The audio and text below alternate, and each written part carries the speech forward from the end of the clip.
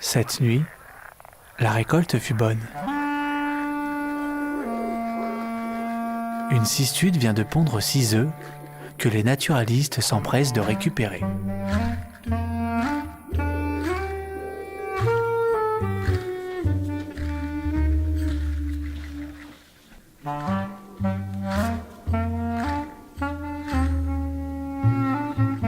Pour la longueur de 36, 18.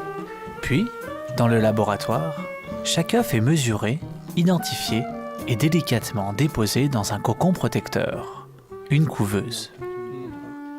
À peine 3 mois plus tard, des cistudes miniatures verront le jour. Elles grandiront ainsi dans un enclos protégé des prédateurs. C'est ainsi qu'à la réserve naturelle de la petite Camargue alsacienne, Fabrice et son équipe élèvent des cistudes depuis 8 ans. À cette période de ponte, ils viennent toutes les heures surveiller les femelles de cistudes. Si l'une d'elles est sortie du bassin, c'est probablement qu'elle va pondre dans l'heure qui suit.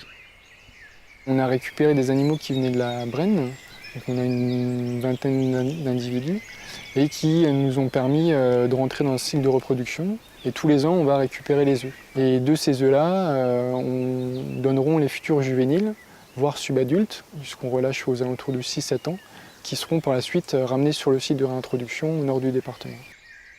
En France, il existe 3 nurseries, l'une en Poitou-Charentes, l'autre en région centre et enfin ici, en Alsace, dans cet ancien domaine piscicole construit jadis par Napoléon.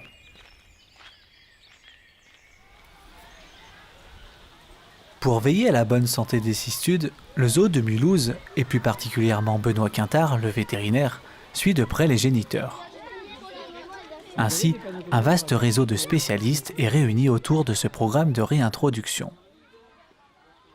Voilà, et là on est dans la vessie, avec ces très gros follicules qui sont juste devant et de plus petits que l'on voit ici.